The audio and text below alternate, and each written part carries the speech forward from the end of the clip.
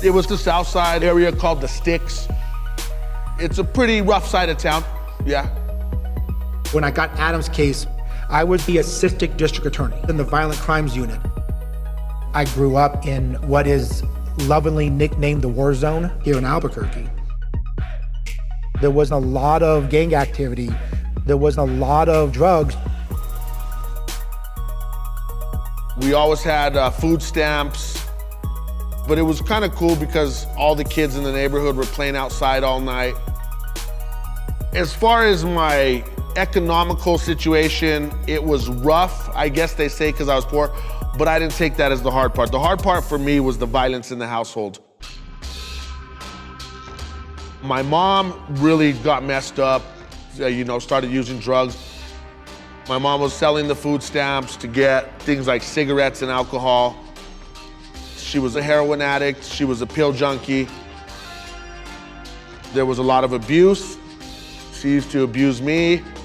And I was so angry and confused as all this was happening, I was just fighting everybody everywhere.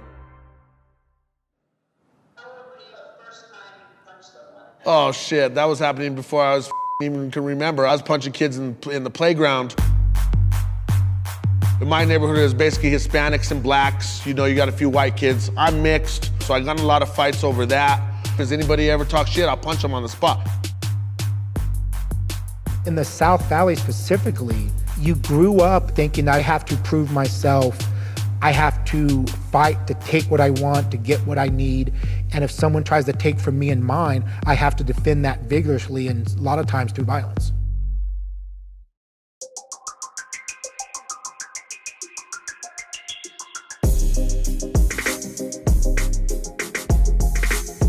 When I was in 4th grade, there was a bully. He was a lot bigger than me.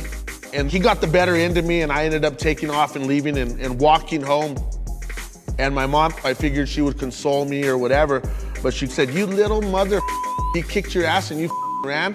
And I said, "Yeah." And she grabbed me by my ear and dragged me back to the school, and she said, "Peter, get over here."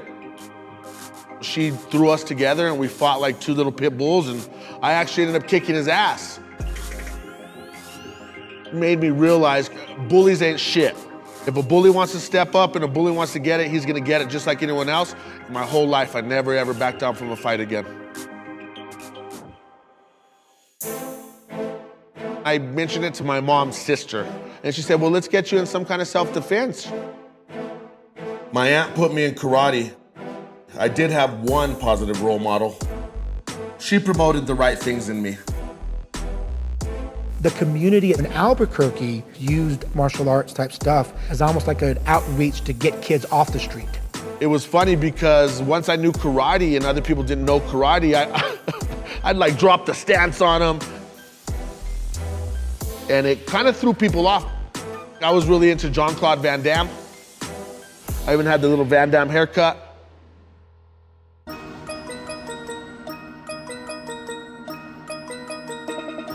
First time I started using my martial arts skills, it was one of my friends. Came up to the park and him and one of his friends that I didn't know started trying to bully me and take the ball and not pass it back to me. I just didn't want disrespect. So I just threw a front knee kick on his knee. What? Just hit him in the knee right there. Basically busted his knee. I start throwing the karate stance at his friend, and his friend runs. Later that night, the cops were knocking at the door and they arrest me for that, for assault.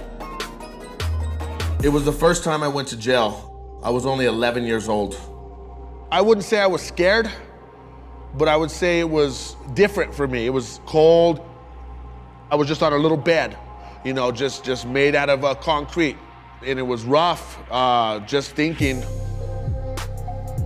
that I was there, because people that had went to prison were held on a little bit of a higher level. You would get street credit for it. They let me out 3 days later. I didn't really learn my lesson after I got out of jail. A month later, I was shoplifting at Dillard's when a cop stepped up. And he said, "Hey, sir, can I talk to you?" And I started running out and he got in my way and I pushed him and he knocked out a whole rack of clothes. And I was such a stupid kid, I started laughing at him. Like a little punk, I started laughing at the cop pushed him down, ran outside, jumped in a trash can, stayed in there for about an hour, hour and a half. Eventually the helicopters came and they got me out of the trash can, and that was my first shoplifting charge. Starting from them, it just kept escalating, escalating, escalating.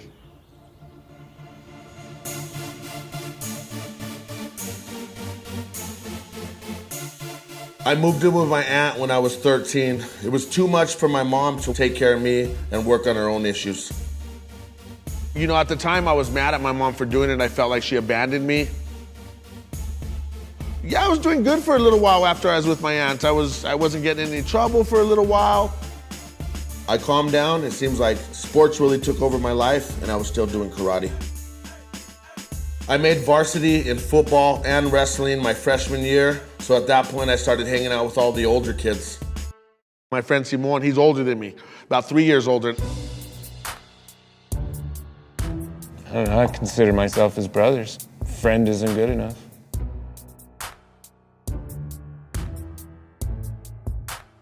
We were teammates in wrestling and football. He was known, he was pretty aggressive when it came to sports. He liked to hit people before he'd try to help you up. And when I was in football and wrestling, I used anger to drive me, and I loved it.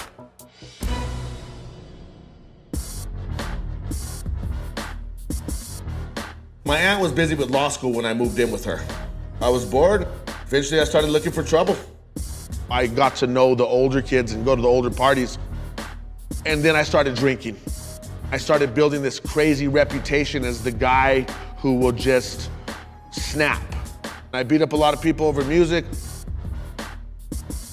I would roll into the party and throw on my shit, you know, Wu-Tang Clan, Mobb Deep, whoever, and you'd always have some motherfucker talk shit. Adam turns and squares him up. I already told you to turn off too short. Turn that shit off. And the dude turns around, it's like, F you little dude. And Adam kicks his ass, and his name was synonymous with just fighting. It stuck. It was around that time that a few of us had established a crew. I was never really a gangster. I was always just down to fight anybody at any time. After wrestling, we all kind of moved on into different interests, and I guess he really didn't know, you know, any other interests besides something we're engaging in. The next step for him would have just been into training and fighting, which he did. And he found the transition real easy, and he liked it a lot.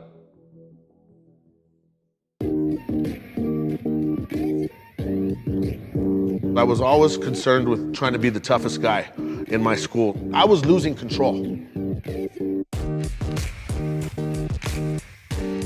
My high school was across the street from Jackson's world-renowned MMA gym. But nobody knew about this style and these fighters. One day, I walked into the dojo, saw Tom Bond, one of the biggest MMA coaches ever. He has a bunch of UFC fighters, and Tom Bond's one crazy motherfucker himself. All these big old buff guys, and older than me, I'm about, 16. But I just wanted to challenge everybody. I wanted to fight everybody. I just had that chip on my shoulder.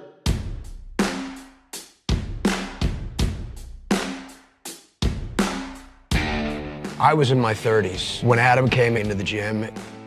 Usually younger guys, they want to test themselves right away. In the beginning, I wouldn't say he was uncoachable, it's just that he wasn't coached very often. I could tell Adam had wrestled some, and he definitely had athletic background. And I was impressed at how tough he was for his age. He got right in there, he wasn't reluctant at all. I loved it. These guys took me in like a brother. These guys are all positive role models, but I was still causing trouble on the streets.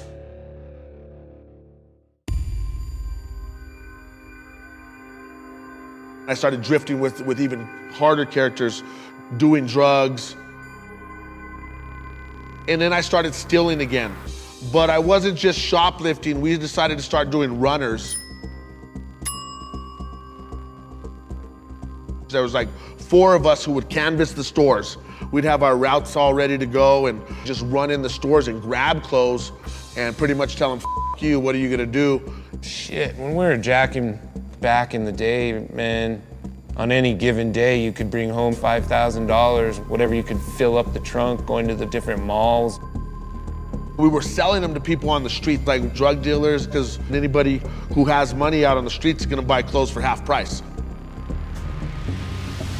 Eventually, we're getting ounces of cocaine for about a few $1,000s worth of clothes. Though that wasn't enough, we decided to up the ante. And eventually, we had enough drugs from all that money to where we're just slanging drugs.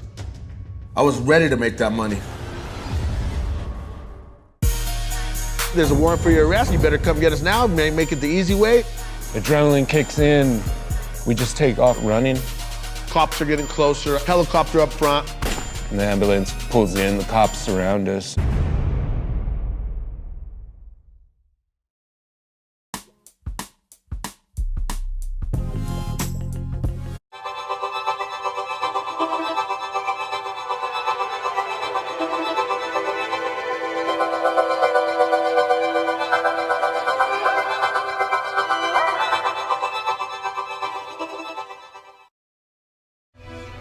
We are the Mecca when it comes to plant-based eating. I mean, you can get everything from fine dining to soul food made with plants, and it's gonna have the flavor.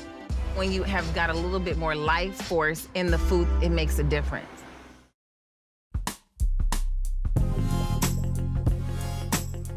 Eventually, we're just selling drugs. And I just stopped going to school altogether. It was crazy.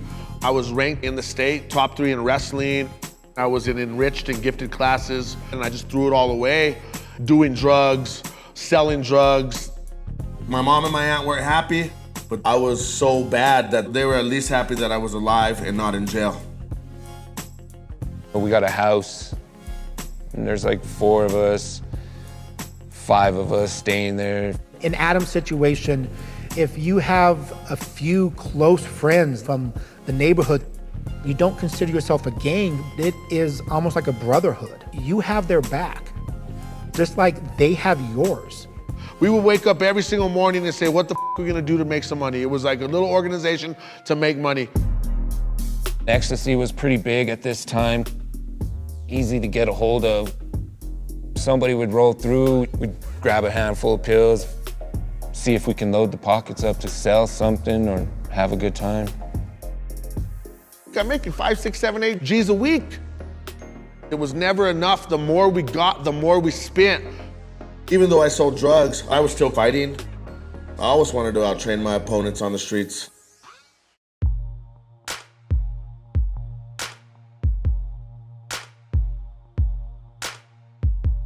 It seemed like when Adam wasn't training, he was getting in trouble. I was running security for several nightclubs. One night, at the end of us closing the nightclub, I went out and I saw two guys in the parking lot across the street. That time I had a bouncer, I'll call him Dave, and I saw him and Adam Oakey. I would say that Dave was 100 pounds heavier. I never backed down. I would fight anybody, anytime, anywhere, any size, any color. He's just looking to pick me up and overpower me. For me, it's different. When I'm squaring him up, I know what I'm gonna do to beat him before we even engage. These guys don't typically know wrestling. They definitely don't know jiu-jitsu. Adam acknowledges me, so Dave realizes I know this guy. Dave tells me, Tom, you better let him know about me. And I said, Dave, I think I better let you know about him. In a matter of a couple minutes, Adam shot a takedown and took him down in the gravel and found his back and choked him out, unconscious. I took pride in my reputation here in Albuquerque because my reputation made me feel like I was somebody. Made me feel important. At that time, regular bars are setting up cages, and you can catch a cage fight in a corner bar at a strip mall. It takes a long time to become a professional fighter, so I did a lot of unsanctioned fights. My first unsanctioned MMA fight was a guy about 40 pounds heavier than me, big, huge guy. Younger guys, they just want to get in there and find out what they could do. And that was Adam for sure. You start to hear him pumping his breath, and I was hitting my face. I would rage, you know. I was kind of like the Incredible Hulk. They both pretty much went at it pretty hard.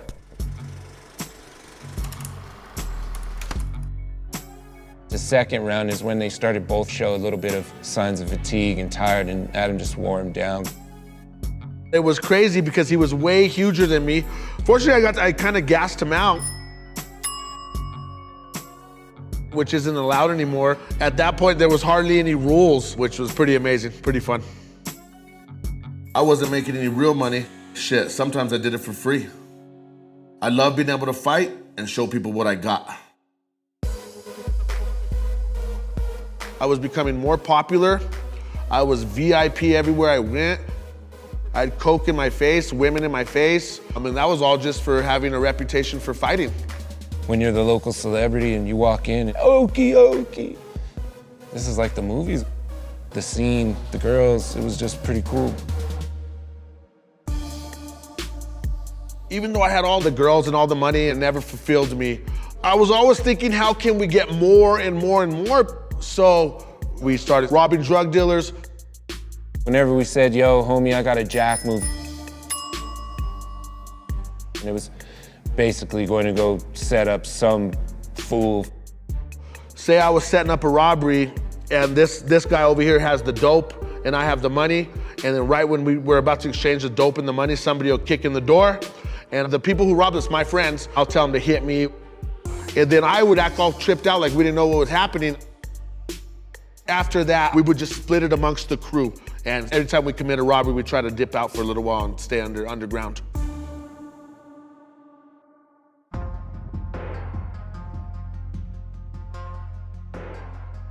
One night I was answering a page at the payphone. I look and there's a car across the lot. There was a girl that I knew from high school in the car. I'm like here at the payphone and they're over here in the parking lot and they pull like a turn. And she goes like, that's that motherfucker there. Next thing you know, I see coming out the driver's side a gun. Pop, pop, pop. And I'm like, what the f?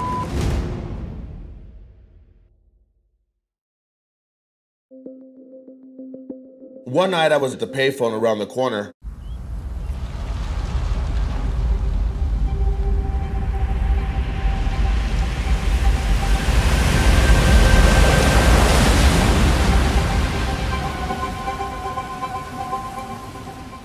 Let us take a sightseeing tour. Discover the world of the French Dispatch. Bit of sports, bit of crime, bit of politics. It's a rocket ship ride to your cinematic soul. Do students of the table dream in flavors? Positively exuberant with stars of the silver screen. Physically or metaphorically? Both. It's Wes Anderson's most innovative and beautiful movie yet. No, it isn't. Yes, it is. No, it isn't. Yes, it is. No, it isn't. Yes. The French Dispatch. Rated R. One night I was at the payphone around the corner. I'm watching this car pull up and I just see a barrel flash. Boom, boom, boom, boom. And I fall, boom, on the floor. And my whole leg is warm. I had been hit twice. Bystanders called the cops. The helicopters were there within seconds. Those motherfucking cops are punks. They wrote it up, they said drug deal gone bad. Based on his reputation, those officers knew if he's either looking for drugs, on drugs, or has coming down from drugs. They figured with what just happened and who he was, that he's at fault. His story didn't get heard at all. I'm not a rat or nothing, but the cops could have still done their job. The doctors, they had to go into my knee 3 times to try to get the bullet. They still haven't got it out. Till this day, it still kind of hurts. This other one that came out my back, I had to pop it out like a pimple because the doctors didn't even see it. That was pretty brutal recovery. I knew I was gonna get shot before I got shot because I was robbing drug dealers. Yeah, I was just causing havoc. You know, I still haven't found out the whole inside story of why it went down like that. I think that girl from my high school set me up. I had my chance to get revenge on this guy. He was up in the pen on some other shit. And my homie's up in the pen. My homie said, hey, you want me to check him up real quick?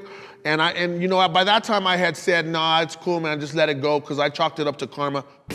And then you would think that I would have changed my life, maybe went to God or some shit, but instead my reputation got so big, I thought I was invincible. For a young kid that didn't have much, Adam's reputation was directly connected to his self-esteem. People were afraid of me, but they still would with me.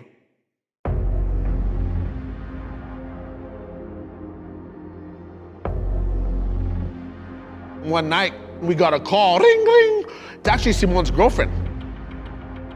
She was arguing with workers from the McDonald's, like just talking shit. I guess they knew each other from school, don't like each other.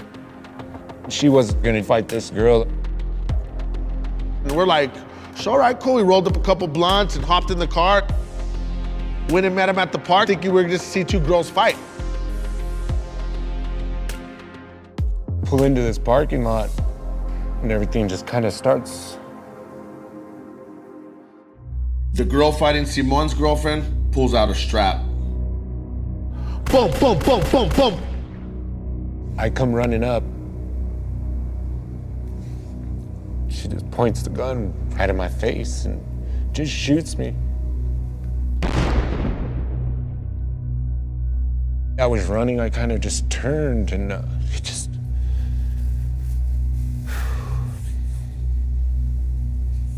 kind of hit me right here in my arm. I'm laying face down and I just hear the gun, just more shots, and I know Adam's right behind me. Simon goes out, he's face first, blood everywhere. His girlfriend, she's hit in the knee, she's screaming on the ground.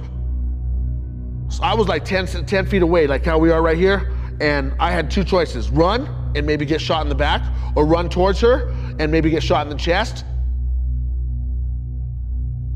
I grabbed her, then I grabbed for the gun. Boom, she shot and it hit in my heel right here. She was still attacking me. I had to take her down. It got quiet again. I don't know what's going on. Adam is yelling my name. I mean, you see your boy go down like that, you think your boy's gone. As they turned me over, my arm just kind of rolled. It's broken. Simon, he is like a brother, and I thought he was gonna die. Adrenaline kicks in, just stuff my arm inside my pants, and Adam kind of just gets under me and grabs my belt. We just take off running, and just thought I lost my life, man. And I'm thinking to myself, I gotta get you out of here. I forgot his girlfriend was back there. I didn't notice anything else going on around me. I just knew I needed to save my best friend. We don't get too far before I just drop. I just drop, I'm done. And the ambulance pulls in, the cops surround us. The cops asked me what happened. I told them exactly what went down. No bullshit. I thought that I saved everyone's life. I thought that I was literally gonna be touted as a hero. I was ready to have a little parade and all that. And next thing you know, they're arresting me. And I said, what the are you arresting me for? And they said, because you had a right to hit her, but not hit her that much. I guess they didn't really give Adam much of a chance. Our story, his story, the story didn't get heard at all. I ended up pleading out to some misdemeanors because I didn't want to risk it. I ended up getting 3 years probation, kept me out of prison. The girl who shot us, she got some felony charges put on her and did some time.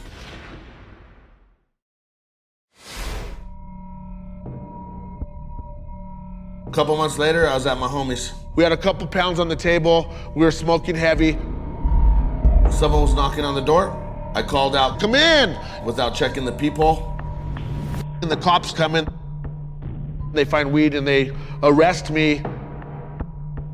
I guess it was a call for a neighbor for a domestic violence charge. And the cops went to the wrong house.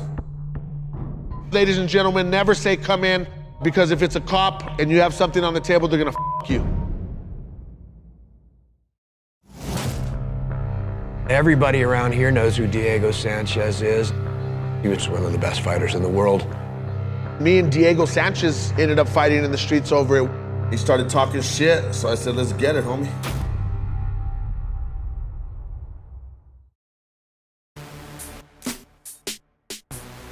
It was my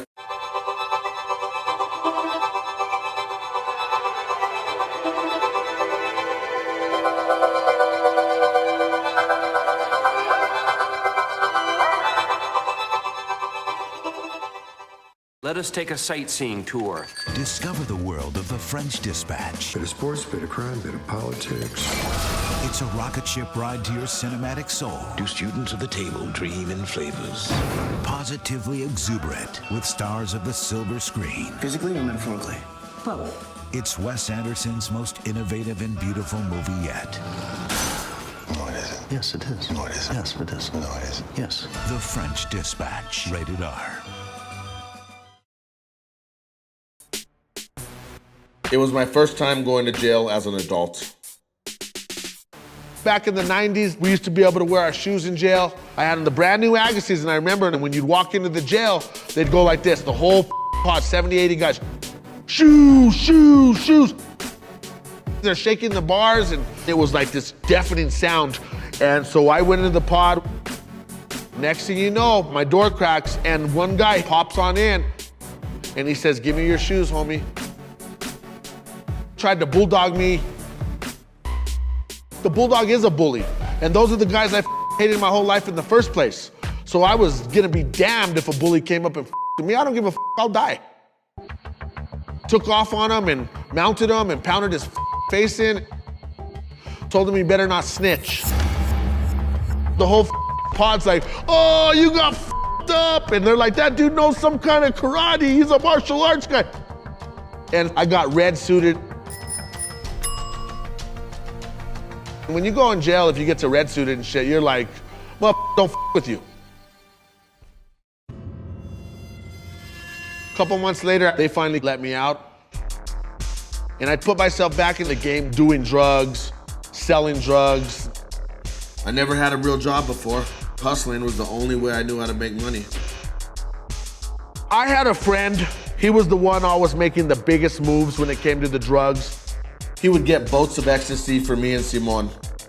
A boat is 1,000 pills of ecstasy. They're bringing in thousands of pills on the table, just packing them up to go take them and sell them to whomever has the order. I remember the first time I sold some boats, made about 15,000 bucks. So I had 15,000 bucks in my hand, I couldn't believe it. I had a Big Mac and a blunt, 15,000 bucks, and I was in this little truck that I owned by myself, and I said, this is the life. At that point, that was the best it had ever been for me. How much do you think you're making every week? I say on a good week, 40, 50,000. I'm telling you that money went as fast as it came was amazing. More coke, more women, more alcohol, more parties, better parties. It was definitely escalating at a high rate because I was addicted, and something underneath it all, I was never happy. I was always depressed. You know, there's the times when I'd break down crying by myself, and it was a hard life. I don't want to be that kind of guy, but at least I had MMA. Even if I stayed up all night, I would train every single day and go to practice. It's like, I couldn't let go of the fighting because that was my self-identity. That's all I had. That's all I had. He'd wake up and he'd be gone. He'd be at the dojo. You're like, what the dude? I still haven't even got out of bed, ate breakfast or anything, and he's already ran miles.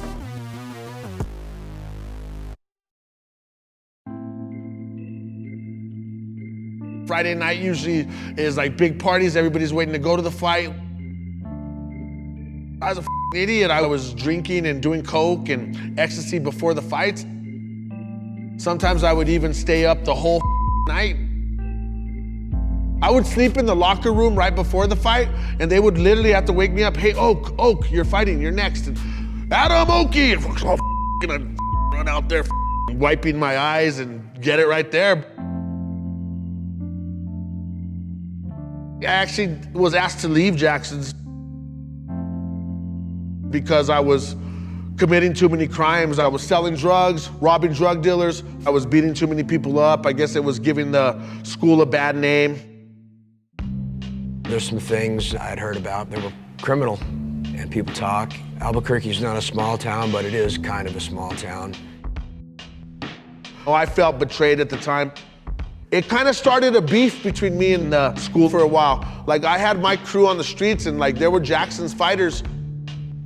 I would look for them and I would try to fight them wherever and beat them up. And me and UFC fighter Diego Sanchez ended up fighting in the streets over it. I mean, everybody around here knows who Diego Sanchez is. He was the first winner of the UFC Ultimate Fighter show. At that time, Diego Sanchez was one of the best fighters in the world. Adam Oakey was a notorious street fighter, but Diego Sanchez, he's notorious as well. Diego and Adam grew up in the barrio here in Albuquerque. They grew up on the streets and they honed those skills to be fighters even before they went and got official training, because that was just kind of the culture. The night that it happened, I was drinking at a local bar. Diego was a bouncer there and he started talking shit. So I said, let's get it, homie. And it was on. That was a legendary fight, man. Now I took him down, beat the out of him. And so I got to this point where I was just like feeling ruthless, like untouchable, unwithable.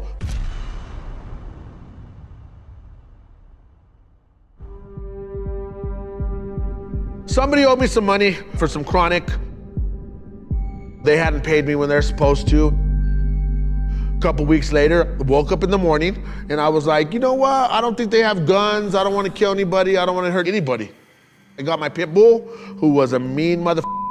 And I went over there and knocked on the door and kicked the door in, put him up against the wall and threatened him, yelled at him a little bit. If you call the cops, I'm gonna kill you, da-da-da, I know where you live, and didn't work with them. By the time I got home, the cops were calling me and said, Mr. Oakey, there's a warrant for your arrest. I said, F you guys, and I hung up the phone and I got my dog and we went on the run. So me and my dog were on the run together, which was pretty cool.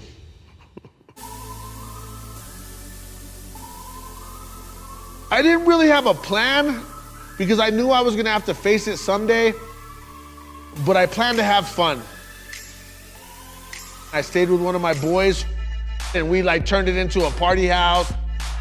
I was basically out there selling drugs again. I was dating a young gal and I was tired of her. Eventually I told her, you know, I'm good, I'm done, I don't want to hook up with you anymore. And she knew that I was on the run. She called the cops that night. Cops knock on the door. We're up on a second story. There's like this little tiny window out of a bathroom. I jump out of the window down into the yard, jump into the lake, swim to the neighbor's house, like 3 houses down. Get inside their boat and I'm laying in there just hiding. At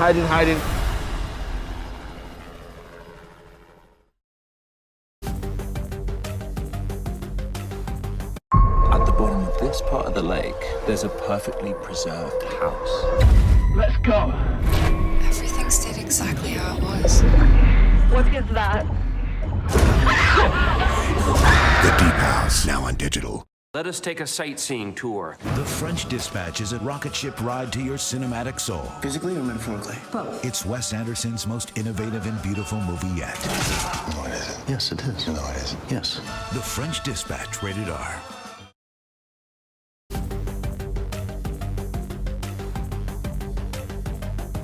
Cops are getting closer. I'm laying in there just hiding.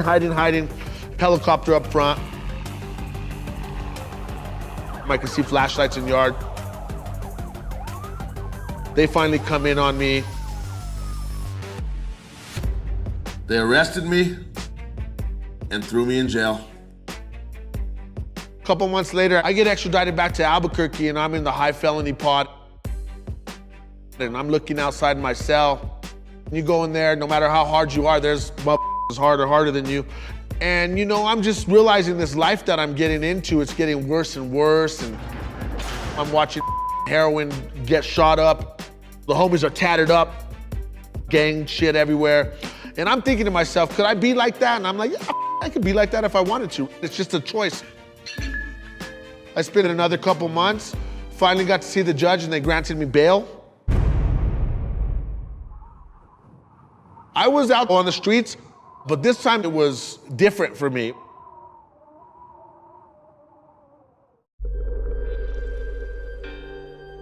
I was ready to make some serious changes in my life, but the prosecutor started pushing heavy.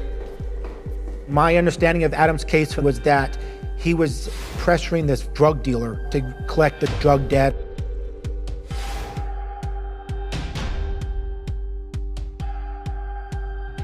He was facing 30 years of potential incarceration, and the firearm put mandatory time on it.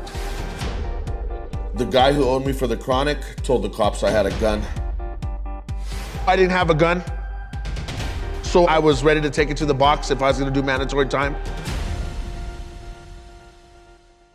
Now, New Mexico is the only state that lie detector tests are admissible on the defense's side to disprove or to prove an allegation against the defendant. That day in court, I took a lie detector test. I was able to review that. He passed with flying colors. Because of that, I called up the victim in this case. Upon my questioning, his story started to fall apart. I still believed that Adam came over and used the dog to collect the drug debt, but I just absolutely did not think that there was any type of weapon involved other than the dog. So that changed my attitude towards the resolution of the case. His charges now equaled 11 and a half years.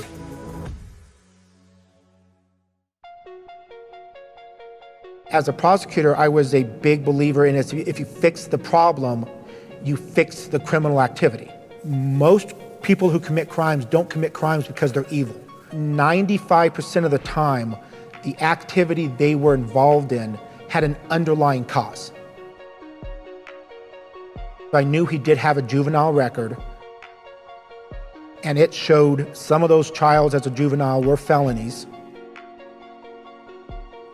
And when Adam became an adult, he continued to pick up charges of disorderly conduct, assault, battery. He was robbing his drug dealer. I used to kind of call it the stoned and stupid charges. I would organize a plea agreement where you got one last opportunity to fix whatever your issue is. In Adam's case, if you fix the mental health, if you fix the drug addiction, I will give you every benefit, every consideration when it comes to the result of your case. He gave me a chance. Mr. Ramsey argued for me. He didn't argue to put me down. If you don't succeed, if you don't take this opportunity, you get hit with the sledgehammer. And in Adam's case, it was the 11 and a half years in prison. I had been addicted to coke and the alcohol for a while. It was a hard life living that life. And I realized, you know what?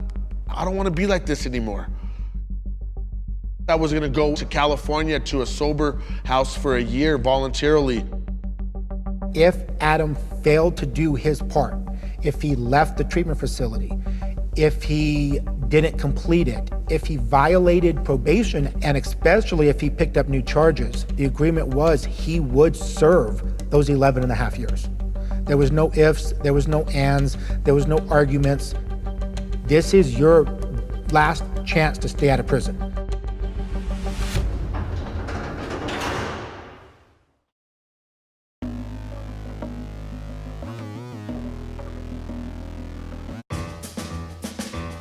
What do we do? Lock the door. Critics are calling The French Dispatch original and captivating. It bubbles over with a sense of joy. Is that true? Of course, silly goose. Packed to the brim with great actors. What's your name? I'm not going to tell you that. This is a felony. Wes Anderson delivers one of the must-see cinematic spectacles of the year. That's the best part of the whole thing. The French Dispatch, rated R. I just got got my cashback match. Is this for real? Yep. We match all the cashback new card members earn at the end of their first year automatically. Whoa, I got my money. It's hard to contain yourself, isn't it? Uh-huh. Well, let it go. Woo. Get a $1 for $1 match at the end of your first year, only from Discover. Rehab was tough. I thought I had to get over the drugs and do some detox or some shit. No, I learned that I not only had an issue with partying and drugs and alcohol and coke and women, I had anger management issues. I had to get over wanting to fight my way through life. You know, eventually I changed. Adam really did take advantage of the opportunities that were given him. He completed his inpatient treatment perfect and successfully, and it seemed at that time, for the most part, he really turned his life around. We decided the remainder of his sentence would be probation.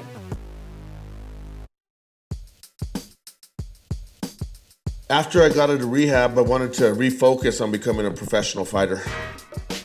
I had been in and out of martial arts for so long, and I had done unsanctioned fights, street fights. But now I was like, maybe I can do something with myself. Maybe I can turn all these negative things into something positive. Adam got in touch with me, and we talked about him coming back and training and us promoting him as a fighter as well. I think he had grown up some, was more coachable. There was a lot of people who turned on me. Tom Vaughn never turned on me. He always told me, Oak, he's all, one person's trash is another person's treasure, and you're my treasure. So I started training again with Tom Vaughn and competing, and it started doing well.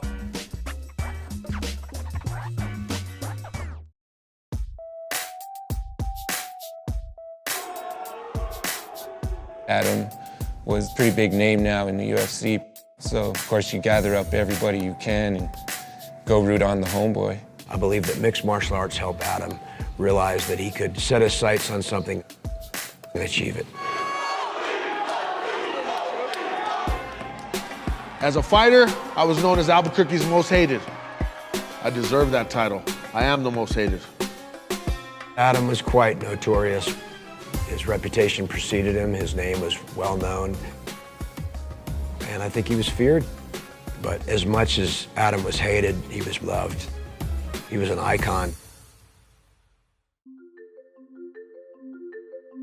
A woman I was hooking up with called me out of the blue and said, I'm having your baby. Kennedy was born January 11th, 2009. Once I had my baby, I knew I was reborn in her eyes. And I knew that she never, ever had to see that old person. I learned from examples of when I was younger of what not to be. I started becoming a man. I went to school. I started getting good grades. I realized I'm not stupid. I lost track of all the potential that I had, and I gave it up to the streets. College was amazing. I started actually opening my eyes. I had no idea about education until I saw it, and I saw a whole new world out there. I realized I could become something I never even thought I could, and I went to law school. Now that I've made this change, I get to help people in exactly the same situation I was in. After law school, I started my law firm. I'm a criminal defense attorney now. We do pardons and expungements. We got about 50 of them in my firm right now. I have the worst record out of any of them. I should be in prison.